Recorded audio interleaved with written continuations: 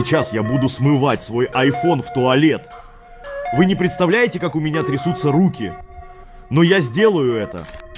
Почему я так сделал? В Телеграме я нашел вот этот бот. Он типа измеряет силу телефона. Ну и решил я замерить мощь своего айфона. Честно, я не ожидал такого маленького результата. Это худший результат мощности. Это какой-то кринж.